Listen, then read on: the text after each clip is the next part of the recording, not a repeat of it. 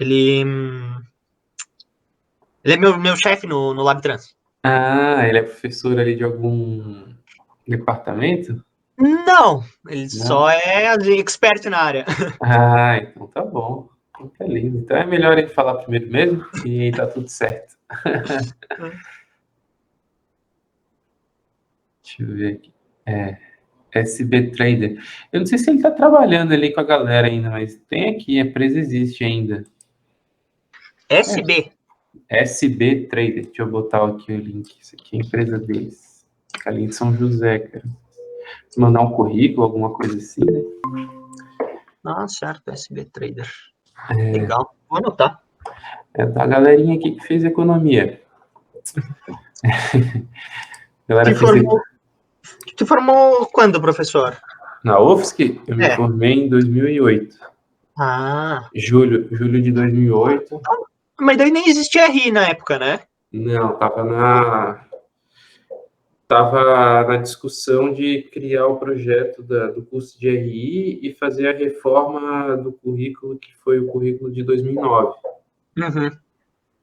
Aí eu estava no centro acadêmico já desde 2004, vinha discussão de fazer o currículo, mas aí em 2009 tinha que implementar o currículo novo, então estava naquela fase final ali das discussões de adaptação do currículo. E aí no meio dessa coisa de fazer o currículo novo de economia, já estava umas disputas na pós-graduação, aí uma galera quis criar o curso de RI, e aí eles criaram o curso de RI já, fizeram meio que tudo junto, reforma de currículo de economia, fizeram uma proposta de um novo curso, que era o curso de Relações Internacionais, e aí nisso surgiu o curso. Aí em 2009, quando começou tudo, fui para a Unicamp, comecei o mestrado lá na Unicamp. Aí fiquei Ah, lá. baita lugar, né? Pô, top. Tá louco, Campinas. Legal. Aí, Ralei um tanto. também pegou o início da Azul, né, então, professor? Bola, só Uhum, em Campinas. peguei, mas eu viajava mais de ônibus.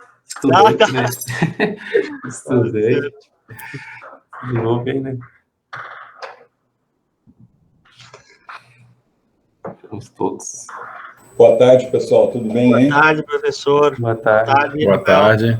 Desculpa, me atrasei em um minutinho, talvez porque estava na outra banca lá, mas terminou tudo certinho, terminou no horário. Tranquilo. Então, tá bem. Então, bom, pessoal, gostaria de agradecer bastante a presença dos demais membros da banca, né, o professor Fábio, o Rafael, né, que eu acho que o Fábio não conhece o Rafael trabalha conosco aqui no LabTrans, né, então, é administrador e tem mestrado em... O que é mesmo, Rafael? Em economia, na Em Federal da Bahia. economia na Federal da Bahia, né? Isso. Então, Show. e é Prazer, especialista, Rafael. Prazer. e coordena aqui a parte do setor aéreo no nosso laboratório. Ah, chique. Bom, então, Mário, acho que a gente, sem mais delongas, a gente pode passar para a tua apresentação, né? Então, tu tens aí, Mário, cerca de uns 20 minutos, né, para fazer a tua apresentação, e na sequência daí a gente passa para a atribuição da banca. Tá bem? Ok, beleza. Então, palavra é tua. Então, tá certo. Só vou compartilhar aqui um segundinho.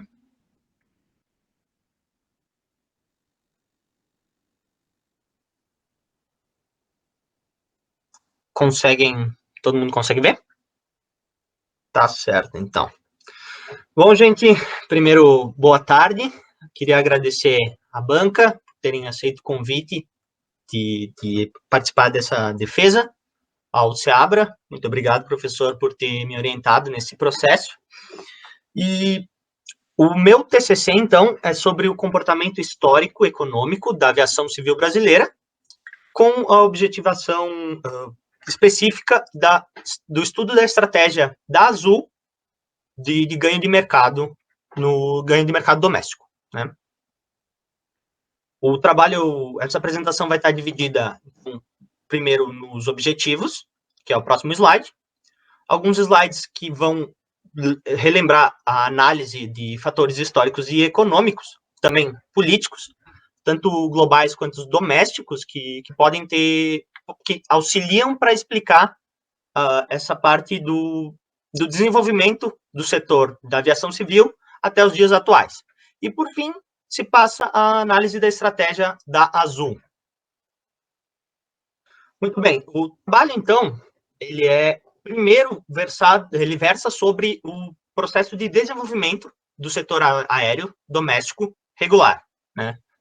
É bem especificado para não haver pormenores. É um setor um tanto quanto antigo, já logo completa 100 anos, e nesse meio tempo ele passou por diversas fases de maior regulação, de menor regulação, de maior competição e menor competição, né? Os objetivos específicos já são mais recentes, se tratam de 2008 em diante, que é a época da criação da Azul, Linhas Aéreas Brasileiras, e a perspectiva da expansão da malha aérea brasileira, da conectividade e da acessibilidade do setor, como forma da estratégia da Azul.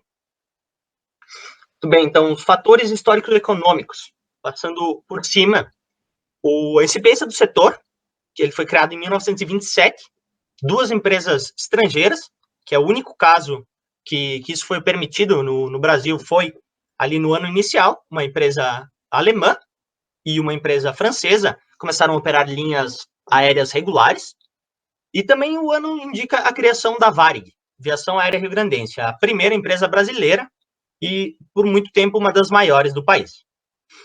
Em 1929 e 1930, temos mudanças muito importantes no quesito econômico, mundial, mas também brasileiro. A quebra da Bolsa de Valores e a Revolução de 30, com a implementação da ditadura do Estado Novo na sequência, trouxeram para o Brasil o desenvolvimentismo, né?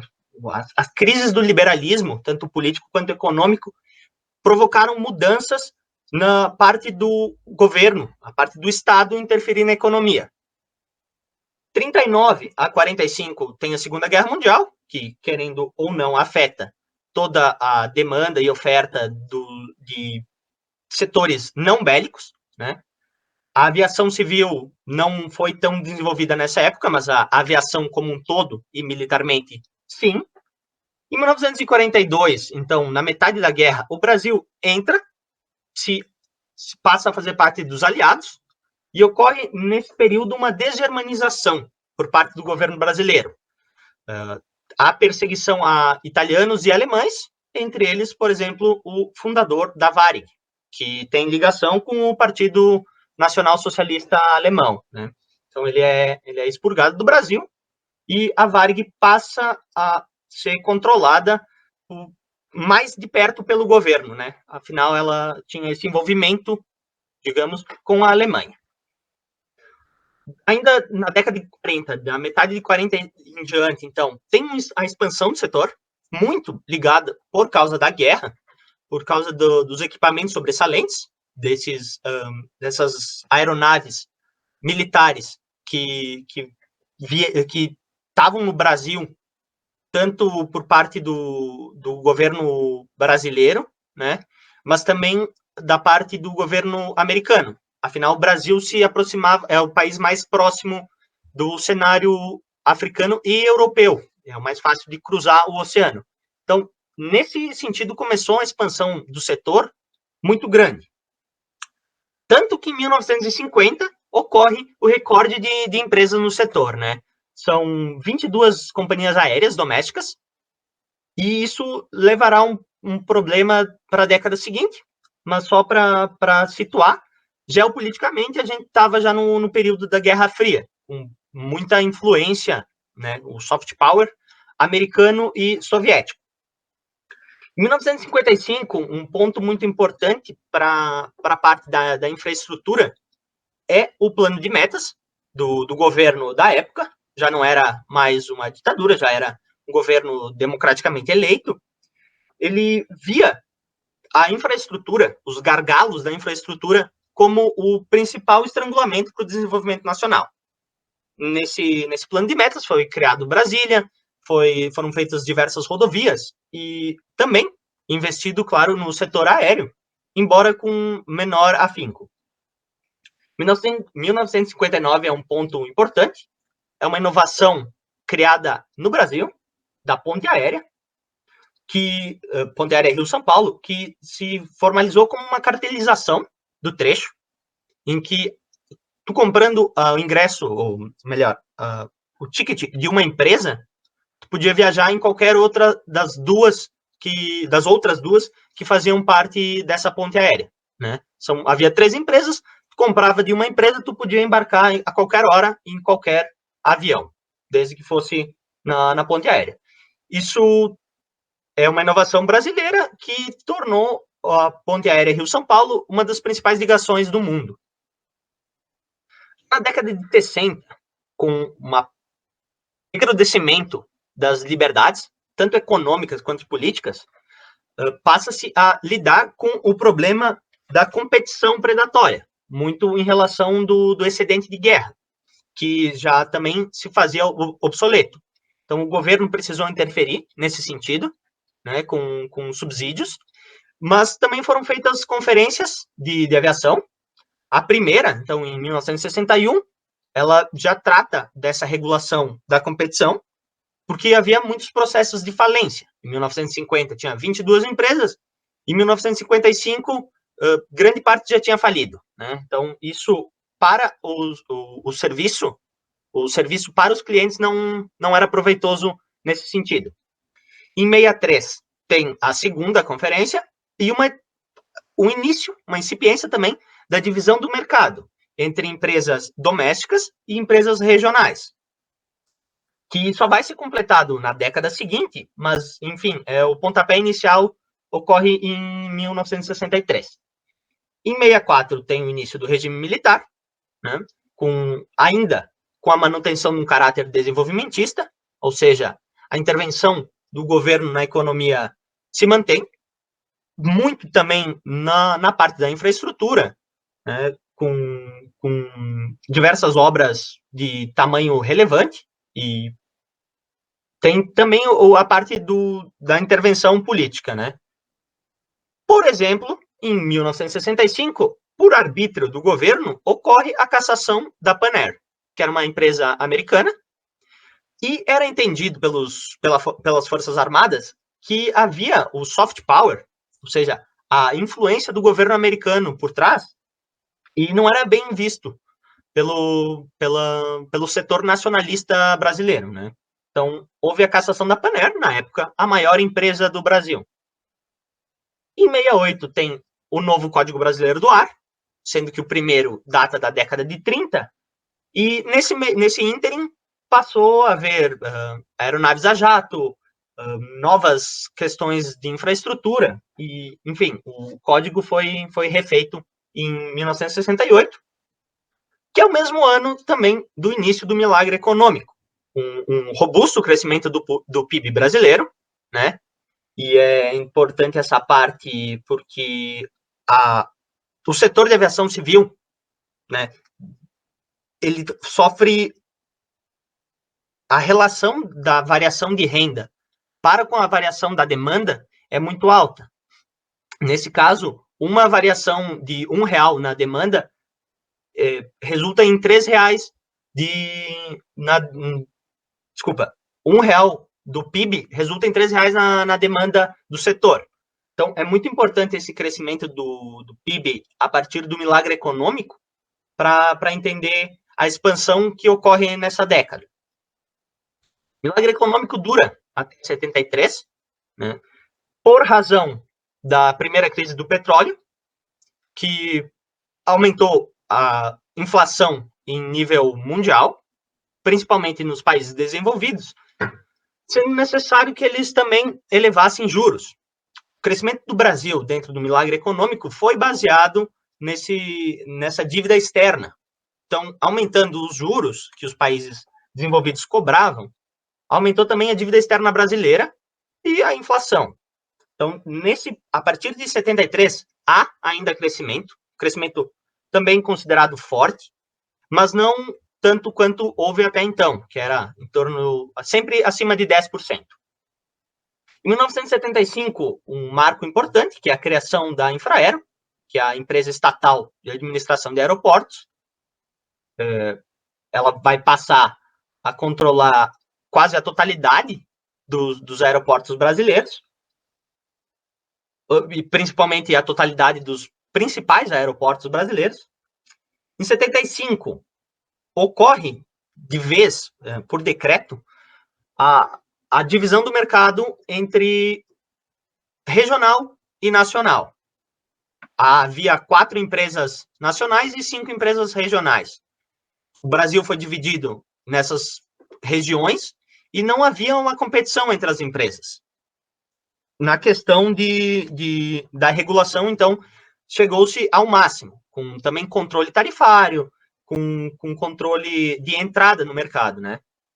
Em 79, o que pôs fim de vez ao crescimento brasileiro, né, que continuou depois de 73, mas finalizou depois de 79, é a segunda crise do petróleo, em decorrência de conflitos nos países, nos principais países exportadores, né, revoluções e guerras. A década de 80, que é conhecida como década perdida, né, pelos problemas de inflação no Brasil, indicam, a nível mundial, uma mudança do paradigma socioeconômico. Depois que foi iniciado em 1929, com a crise, na quebra da Bolsa de Valores de Nova York, essa maior intervenção estatal, por via da maior inflação criada ali a partir da Primeira Guerra do Petróleo, se teve o fim daquele paradigma e a inicialização do outro, que seria o neoliberalismo, que conta mais com privatizações, com concessões à iniciativa privada, enfim, com redução da parte de intervenção econômica por parte do Estado, né? Ocorre antes em nível de países desenvolvidos, os Estados Unidos e a e a Grã-Bretanha, e chega no Brasil mais para o final da década, mas é importante, a nível geral, ter-se essa noção. No setor de aviação civil americano, por exemplo, ocorre uma desregulamentação geral que causa diferentes falências e de empresas também muito fortes. Então, no Brasil, não veio, tanto na questão política quanto na questão setorial, esse neoliberalismo mais forte. Ele foi mais ele veio paulatinamente. Ocorre em 85, então, a parte da liberalização política, com o final do regime militar, que durou 21 anos. Ele já não tinha mais o crescimento econômico que o sustentava, e o aumento da inflação, então, fez os militares perderem grande parte do apoio, tanto popular quanto político. O primeiro governo democraticamente eleito, embora por eleição direta, eleição indireta e não direta, tentou 3 planos para que fosse contida a inflação. Plano Cruzado, Bresser e o Verão, de 86 a 89. Foram planos heterodoxos, envolveram congelamento de preços, envolveram ferramentais não são ortodoxos, né, na tentativa de ser anticíclicos. Nenhum dos 3 funcionou a longo prazo, embora tenham funcionado sim a curto prazo, tenham contido a inflação. Quando se descongelava os preços, a inflação vinha toda de uma vez, né? Também, a título de geopolítica mundial, 89 é o final da Guerra Fria, que ajuda a consolidar a ideia do neoliberalismo como ideologia vigente desde então. No Brasil... Mário, deixa eu só lembrar um pouco a questão do teu tempo, né, Mário? Só porque já foi mais ou menos aí uns 15 minutos, talvez mais uns 10, 15 minutos, mas não podemos se estender mais do que isso, tá bom? Não, tá bom, professor, já estou chegando mais para o final, fica tranquilo. Mas eu agradeço pelo aviso. Em 90, a década de 90 para o Brasil significa, então, esse liberalismo. Já a partir do novo governo eleito em 89, tem o Programa Nacional de Desestatização. Nele, as privatizações ajudam a depois consolidar a cura para a inflação, né, o controle da inflação. Mas antes disso, há 2 planos que falharam também, planos de tentativa de reduzir a hiperinflação, também com congelamento de preços e, inclusive, congelamento de poupança, também não dando certo. E o único que veio dar certo, que dura até hoje, é o Plano Real, né? Já com medidas ortodoxas, então, medidas que acabaram por controlar a hiperinflação, mas também significaram redução do crescimento. Em 92, para o setor, é muito importante a data, porque ocorre a liberalização dele, sem que haja a concorrência predatória, então, que nem houve nos Estados Unidos, e se aproxima, por exemplo, da situação europeia. 79 tem a segunda rodada de liberalização, com maiores desestatizações em nível nacional, e no setor, a parte tarifária já não passa a ser tão controlada pelo governo. A crise da dívida externa, nesse caso, fez com que as empresas tivessem muito prejuízo nessa década, por causa do controle tarifário e também do controle cambial. Em 2001, ocorre o 11 de setembro, que afetou muito a aviação civil, no quesito de segurança e confiabilidade no modal. Ocorre também a terceira rodada de liberalização, com total exclusão do controle tarifário, então as empresas podiam praticar diferenciação de preços a partir de então. Em 2003, o liberalismo sofre um retrocesso nesse caso e passa-se a haver um governo social-democrata com maior investimento público, né, que busca incentivar o aumento de renda do mercado interno. Novamente, gostaria de relembrar a variação de renda e a importância da variação da demanda do setor. Em 2005, o regulador passa a ser a ANAC, que é criada naquele ano, e busca consolidar condições de equilíbrio do mercado, para que também, novamente, não haja a questão de competição predatória. O forte aumento do PIB da época gerou o apagão aéreo, de 2006 a 2008, que foram crises da infraestrutura aeroportuária, que não conseguiu acompanhar o aumento da demanda pelo modal, né? Controlada pela Infraero, existia mais burocracia que as empresas privadas. Em 2009, ocorre o fim do ciclo das commodities, que muito significou o crescimento do PIB nessa década. E já tratando, então, de finalizar essa parte de conceitos de fatores históricos, ocorre a partir de 2010, já num cenário de total liberalização, concessões aeroportuárias, para que houvesse, então,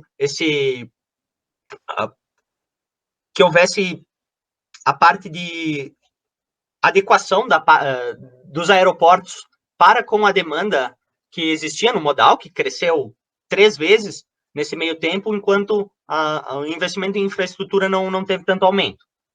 Primeiro aeroporto concedido em 2011, o aeroporto de Natal, São Gonçalo do Amarante, que serve como cobaia para o restante das concessões, a segunda, terceira e quarta rodadas, que são aeroportos de grande importância. E a partir de 2009, então, já tem a quinta rodada de concessão, que passa a ser em blocos, para que também haja maior acessibilidade e conectividade para a aviação regional. 2014 tem aqui uma crise político-econômica que acabou afetando o setor, né? Mas a nível nacional apenas. Bom, indo mais para o final, então, já estou com 22 minutos. A Azul e a estratégia inovadora da Azul pode ser entendida por diversas óticas, e no meu trabalho eu decidi ver pela ótica da inovação, né? Da estrutura, conduta, desempenho.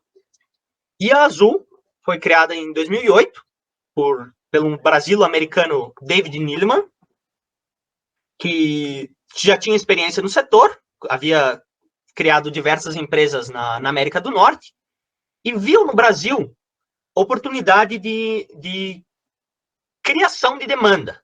Então, a concentração do mercado, que era de 90% na época, dividida entre Gol e TAM, não interessava ao criador, porque para ele a criação da demanda era a novidade que a Azul ia trazer ao mercado. Como que ocorreu essa parte? Através da inovação e da diversificação, né? As condutas da empresa foram essas. Como? A Azul passou a usar aviões da Embraer, que é uma empresa nacional, uma empresa que produz aviões de menor tamanho, de menor capacidade, e também que possibilitam pousos e decolagens em aeroportos com menor infraestrutura. Enquanto Gol e TAM tinham aviões de maior tamanho e que só eram viáveis em questões de rotas com maior demanda.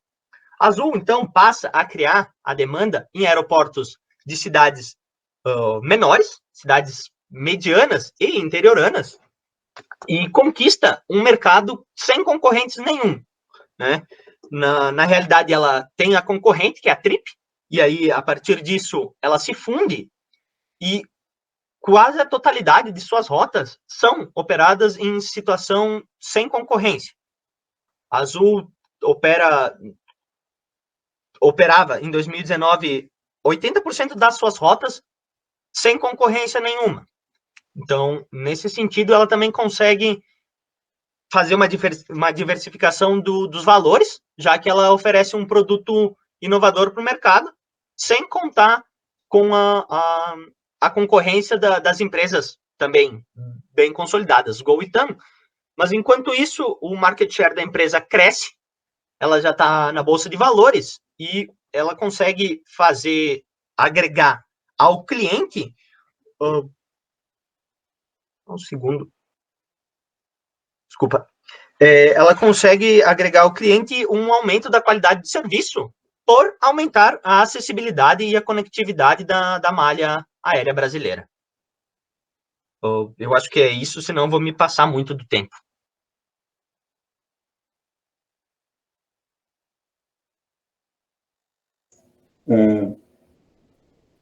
Obrigado, Mário, pela apresentação. Então, eu passo a palavra primeiro, então, para o professor Fábio, fazer seus comentários e seus questionamentos a respeito do trabalho do Mário Henrique. Por favor, Fábio. Opa, então tá bom. Achei que ia ser o Rafael. Vamos lá. Bom, primeiro agradecer o convite do Mário, do professor Seabra. Acho que é a primeira banca que eu estou com o Fernando, não tenho certeza, juntos. Então, muito obrigado aí pelo convite. E vamos direto para o papo, então, Mário. Eu gostei muito do teu trabalho, sim, acho que pela leitura, quem lê, né, vê que você tem um envolvimento com o tema, e agora eu entendi por quê, né, você trabalha lá no LabTrust, então deu para ver que você estava, assim, mergulhado mesmo na discussão, porque às vezes a gente participa de umas bancas que você vê que o aluno não está mergulhado, né, então você tem um envolvimento bastante grande, acho que você foi feliz na escolha do teu tema, e sobretudo, porque você fez ao longo do trabalho uma coisa que é difícil, né? Minha formação foi na história econômica, então você tentou reconstruir o processo de formação do mercado de aviação civil, né? Então, se fazer esse esforço de construir uma narrativa, eu acho que é muito válido, então você está de parabéns por isso. O que eu pensei de comentário, dado que o trabalho, na minha visão, cumpre os requisitos, né, da monografia, é mais como deixar ele ainda mais redondinho, sabe? Nesse sentido que eu fiz a leitura, porque ao lê-lo eu não achei muitos, digamos assim, problemas específicos para ficar ali enxuriçando, né? Então, o que eu acho, assim, a tua introdução ela ia ganhar muito se você agregasse umas 2, 3 linhas dizendo que o que é pioneiro na estratégia da Azul, né? Mostrar que o teu argumento que você está discutindo, que você tem um estudo de caso, que é a Azul, e que ali você vai identificar uma estratégia que foi pioneira e que isso é o argumento do teu trabalho, né? Então, acho que, porque boa parte dessa construção da tua narrativa, você foi apoiando em outros autores que já fizeram isso, né? Então, a tua contribuição mesmo está, eu acho, em estudar a estratégia da Azul. Então, eu destacaria isso com mais relevo,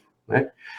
Por quê? Porque aí quando vai ler ali os objetivos, deixa eu abrir aqui, na tua introdução, né, o teu objetivo específico, ele aparece como aprofundamento na inovadora da estratégia da Azul, mas eu acho que ela é mais um estudo de caso do que um objetivo específico, sabe? Então, talvez repensar a maneira como você apresenta os seus objetivos específicos, né? Que você vai estudar o desenvolvimento da aviação civil a partir de uma análise histórico-econômica, tentando entender as condutas, a questão da estruturação do mercado, regulação, etc, etc. Aí, para fazer isso, você vai fazer um resgate histórico dos processos de regulação e desregulamentação desse mercado, né? E aí você vai pegar um estudo de caso para ver como que se deu a dinâmica mais recente a partir da Azul, né? Eu tentaria, talvez, fazer algo nesse sentido, tá certo? Acho que vai ficar bem mais redondo. E, ao fazer isso, eu destacaria da seção 3.9 para frente, talvez, do teu capítulo 3, e faria um capítulo à parte só sobre a Azul, né? Na tua apresentação, você foi forçado a fazer isso. Ali no começo, você mostrou, vou falar da Azul, né? Eu faria um quarto capítulo aqui só sobre a Azul, né? Eu separaria ali do 3, né? Porque aí ficou um capítulo muito longo e você tentou articular a Azul dentro do movimento maior que você estava fazendo, mas eu acho que talvez valesse a pena você separar, fazer um capítulo só da estratégia da Azul, né? Eu acho que dá maior potência ao teu trabalho também nesse sentido, né? Então, isso é uma sugestão. Outra sugestão que eu teria, aí você vê com isso tudo que eu estou falando, você discute com o professor Seabra, tá? Aqui são mais sugestões mesmo. No teu referencial teórico, você está falando, você começa com conceitos metodológicos, conceitos setoriais e conceitos econômicos. Talvez inverter conceitos econômicos e conceitos setoriais, assim, por ordem do geral para o particular, né? Então, no conceito econômico, você está falando de estrutura de mercado, concentração, tarará, tarará, e depois você vai especificar isso no setor da aviação civil. Então, em geral, Fábio, eu costumo pensar como se fosse um funil, assim, né? Então, acho que se você achar que é pertinente, só inverter, não vai ter prejuízo nenhum, né? O que mais que eu anotei aqui? Da Azul. Aí, é uma pergunta. Tá. Não, vou deixar a pergunta para o final. Aí, uma sugestão de quem é da história econômica, tá? Como é que a gente define a periodização? Né? Não é por décadas, né? É pelo fenômeno que você está estudando. Então, se você está estudando a criação do mercado de aviação civil, né, é o próprio mercado de aviação civil que te dá o período. Aí, como é que você divide esses subperíodos? Né? Você tem que ter um critério. Você optou ali por décadas, né? Você fez 20, 30, 40, 50. Mas o jeito que você comunica e expressa, o teu critério foi maior ou menor regulação do setor, né?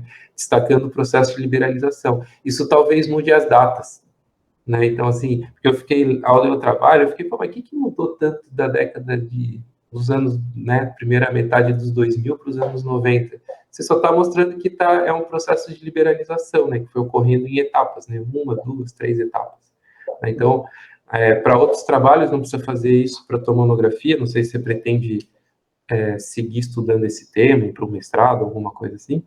A dica é essa, né, como é que eu faço a periodização? É o objeto que define o tempo de vida desse objeto, né? E aí você tem que ter um critério que te ajuda a organizar. Não necessariamente são datas, são décadas, né? Pode ser uma característica do teu objeto que você está estudando, né? No caso, como a tua ênfase é nos mecanismos de regulação do mercado, a partir dele você definiria esses critérios, né? Então, fica a sugestão, assim, de dica.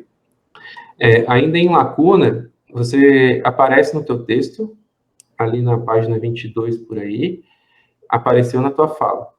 Mas você falou estrutura, conduta e desempenho para estudar a estratégia da Azul, mas você não trouxe o conceito de estrutura, conduta e desempenho de acordo com a maneira como é estudado na economia industrial, né? Você não define ele de maneira formal ali, com a referência certinho, e o termo só vai voltar lá nas tuas conclusões, lá depois do gráfico de market share, sabe? Então, ficou uma coisa assim que se você não falasse nada, também ia ficar tudo bem. Então, se ele é relevante para a construção do teu argumento e para a tua análise da estratégia da Azul, eu acho que vale a pena você, como você fez com os outros conceitos, no teu referencial teórico, também trazer uma referência e mostrar exatamente o que você está entendendo, né? Porque aí tem toda a ideia de custo de transação, especificidade do ativo, todas aquelas características que levam uma empresa a se posicionar ou não de maneira diferente no mercado. Então, acho que vale a pena você, talvez, complementar isso.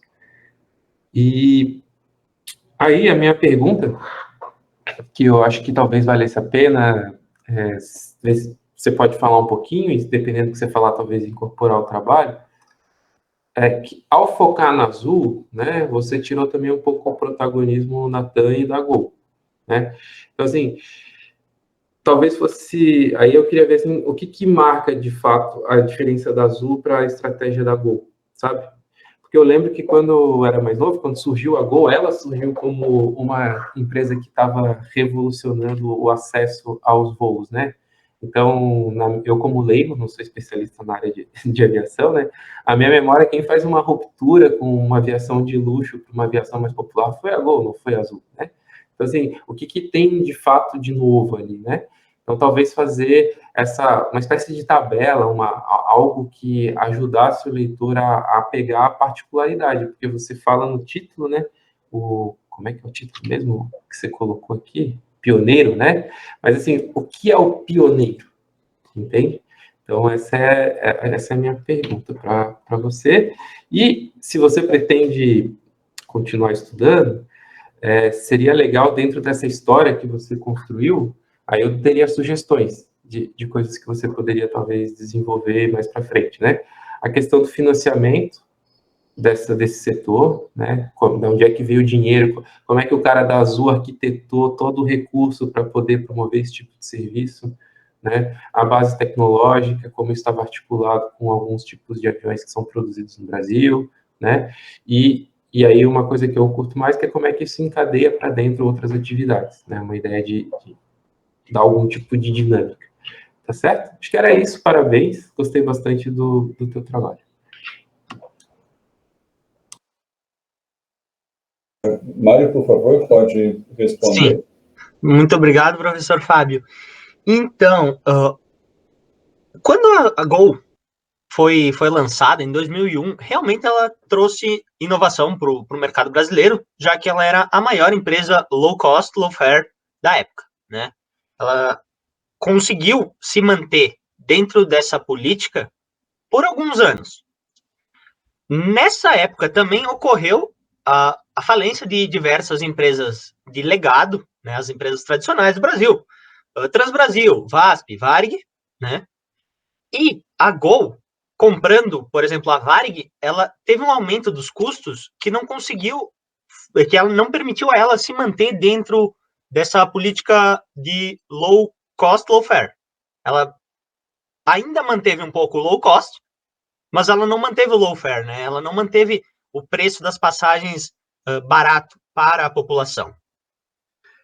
Também, no meu ponto de vista de inovação, isso não trouxe ao mercado uma maior acessibilidade e uma maior conectividade, porque as rotas que a Gol operava, elas já eram consolidadas. A Gol opera entre os principais aeroportos do Brasil e não tanto em cidades do interior, né? Tanto que a Azul opera 80%, 75% das suas rotas sem concorrência. Então, é nesse sentido que eu busquei aprofundar mais a da Azul, tanto no sentido de de criar um mercado que não havia concorrência, de aumentar o bem-estar geral da população, né? E se manter fiel a seus princípios, vamos dizer assim. Já que a Gol começou como low fare e low cost e não se manteve, a Azul sempre privilegiou essa aviação regional e até hoje, e principalmente hoje, ela está ainda nesse âmbito, né?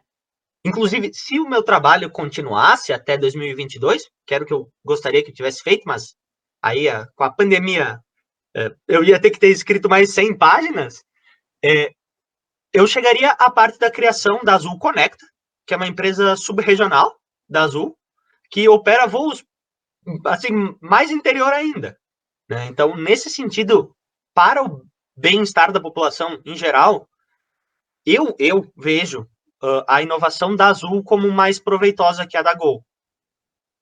E o market share da Azul ajuda a mostrar isso, né?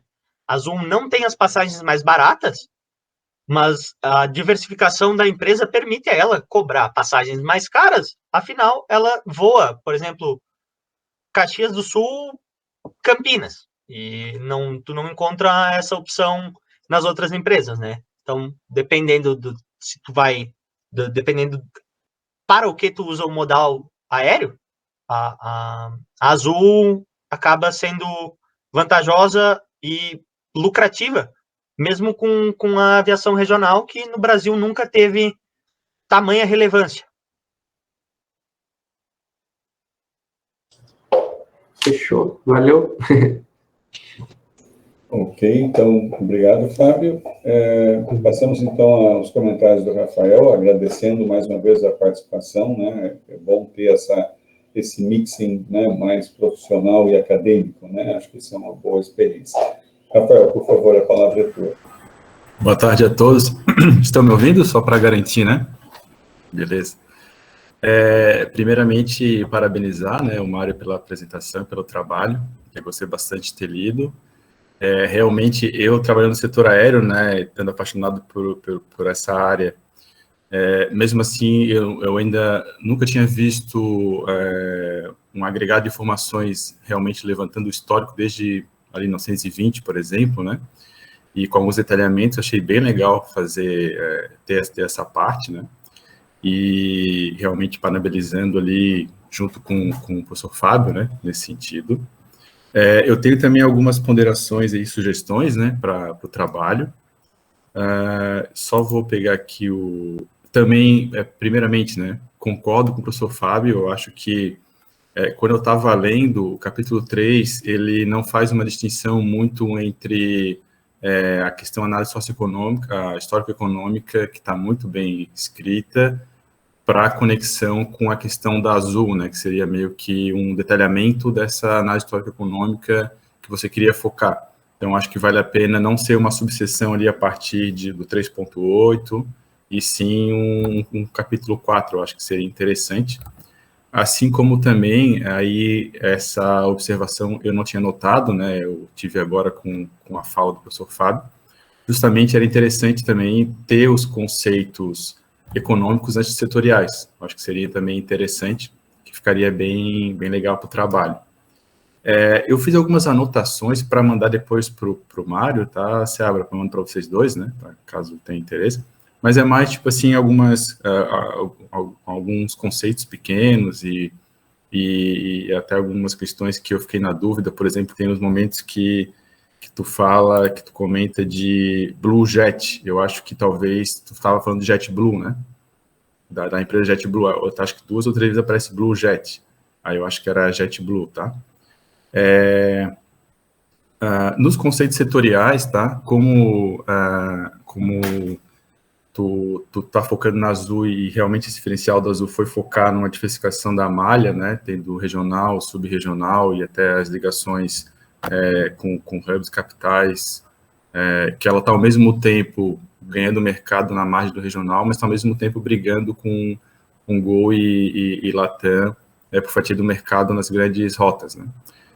Seria interessante conceituar ali o que seria tanto as rotas regionais, né, e subregionais, apesar de não falar de subregional ali, só comentou agora da questão da Azul Conecta, e também quando a gente está falando das rotas regionais, era interessante, não sei se nos conceitos econômicos, mas eu também não sei se cabe, né, falar um pouco das rotas potenciais ou concorrentes modais, que é bem forte na aviação regional, né.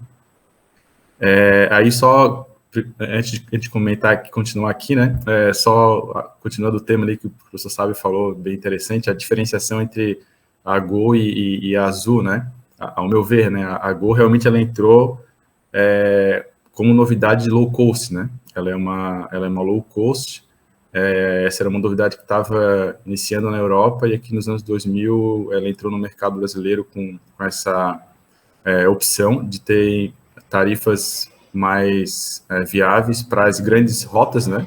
Então, saindo de Florianópolis, tanto para Congonhas ou Guarulhos, você poderia pegar um voo mais barato com a Gol, focando muito nos custos, né? A Gol é focada em custo, e a Azul ela é focada mais em receita. Grande característica da Gol nos custos é ela manter sempre a mesma frota de Airbus, de Boeing, desculpa, Airbus é ela até. Então, isso facilita a Gol nos custos, porém dificulta a concorrência dela depois com a Azul, né? O fato que tanto as duas, a Gol e ela até tentaram depois concorrer algumas rotas regionais com a Azul, porém a Azul tinha mais vantagem com aeronaves menores, que conseguia inclusive pousar em pistas não muito facilitadas, né, com a infraestrutura não muito boa dos regionais. Bom, voltando aqui para a avaliação do Mário, né? E a Azul, mesmo, até sem querer, né? Quando o Nilan veio da JetBlue para montar a empresa aqui, ele queria ter o hub em Guarulhos ou até explorar muito Congonhas, só que aí, como o Mário comentou, né, houve um movimento das outras duas aéreas para tentar não fazer isso, né?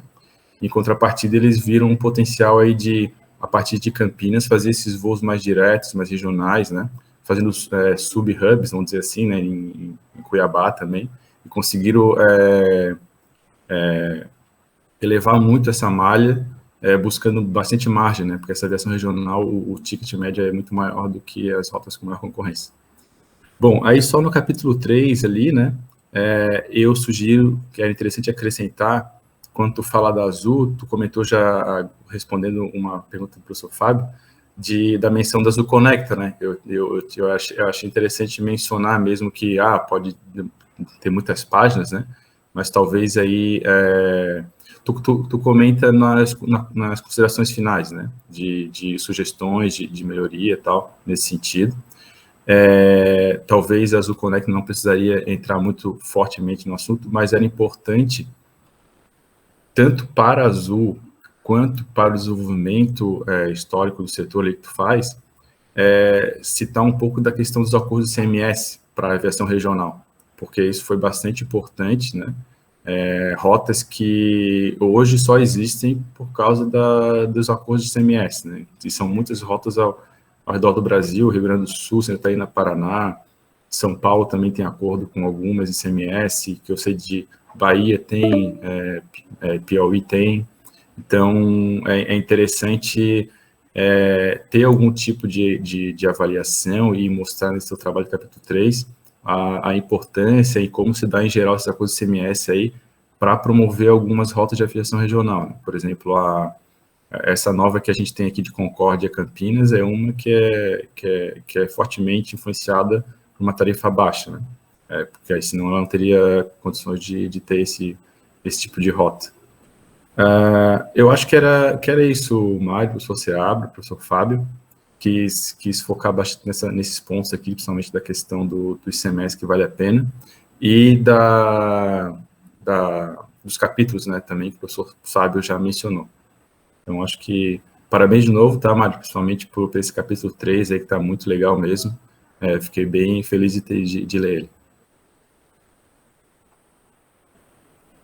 Ok, obrigado, Rafael, pelos teus comentários. Não sei se, Mário, se tu quer reagir a alguma coisa em relação ao que o Rafael comentou.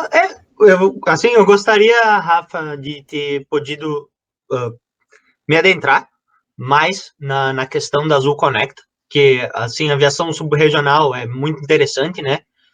Mas pelo recorte histórico, não ia dar certo, já que eu acabo em 2019 e a Azul Connect é 2021, né? Aí eu teria que tratar sobre a pandemia e as alterações causadas no setor dariam um capítulo à parte, ou, quem sabe, uma monografia à parte, né? Então, só por isso que eu não pude tratar da Azul Conecta, mas é muito, muito interessante essa nova estratégia da Azul, né? Só tinha isso a dizer. Professor Selva, se me permite quebrar um pouco o protocolo aqui, eu até escrevi aqui para não esquecer de falar na apresentação, mas esqueci. Junto com essa questão importante que eu falei do ICMS, né, a importância dessa movimentação da Azul no mercado nacional, ele não tem um paralelo idêntico, parecido ao redor do mundo, assim, né? Era interessante, pelo menos, um benchmark comparativo do que se aproxima do que a Azul fez, sabe? Porque a aviação hoje é mundial mesmo, né? O que acontece aqui acontece ao redor do mundo. Se mencionou coisas que foram novidades para o Brasil, né, nas épocas ali. E a gente vê hoje em dia as empresas, elas buscam uma operação regional, mas com subsidiárias, né? No caso, hoje a Azul tá com a Azul Conecta, né? Reforçando essa questão regional, que não tinha. A gente fora vê outras empresas que fazem isso, né? Até conversando com o Magalhães, ele comentou da American Airlines, que tem a American Eagle, que é subsidiária só regional, né? No caso da Azul, não, a Azul entrou no mercado, ela mesma competindo, vamos assim, tanto na regional quanto nas principais rotas, né? Se isso ocorre, se já ocorreu em outro lugar do mundo, ou se realmente faz parte dessa vantagem, dessa novidade que a Azul trouxe. Agora eu prometo que eu terminei. Beleza, obrigado, Rafael. Bem, então, com isso a gente encerra essa primeira etapa da avaliação do TCC, né? Mário, se tu puderes, por favor, criar um link, mais um outro link e enviar aqui no chat. Ô, Seabra, eu criei um aqui, ó, de professor, que aí não tem tempo. Ah, tá. Eu coloquei ali, se quiser, já tá feito. Tá, não, tá, coloca ali no chat para nós, então já colocasse. Não, mas esse seria só para nós três, né? Tá. A gente deliberar sobre a avaliação. Aí, de qualquer modo, não. É que vai acabar o dele, por isso que eu fiz é de 1 hora. Então, daria para vocês entrarem no do professor Fábio e o restante entrar no que eu enviei? Daí já não... Tá, Rafael e Fábio, a gente entra nesse do Fábio e depois a gente volta nesse outro aqui. Mas como é que eu vou guardar esse link aqui? Clica nele e ele abre uma aba nova. eu acho que tu já pode abrir outra aba, professor. Só não pede para entrar na sala. Tá, entendi, certo. Ok. Então tá bom. Então vamos lá nesse outro, tá bom? Beleza. Vamos lá, Rafael. Valeu.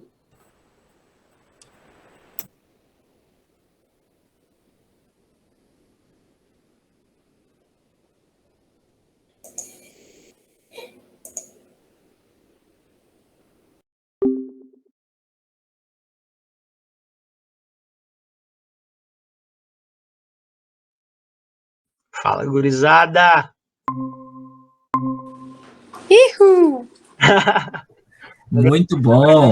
Todos! Parabéns, Mário! Obrigado! Top 10! Obrigado, eu nem vi que se o Seabra não tivesse me avisado, eu passava da hora. Tava até agora. Eu tava preocupado, cara, com o teu tempo. Nem dá uma bola. Tu nem gosta de falar, né? Não, só sequei aqui quase a garrafa. Tá, e aí, Manu, tu? 9? Ai, Caralho, 9. parabéns. Muito Obrigada. legal. Muito legal, muito legal. Tu vai chegar no 10, com certeza. Será?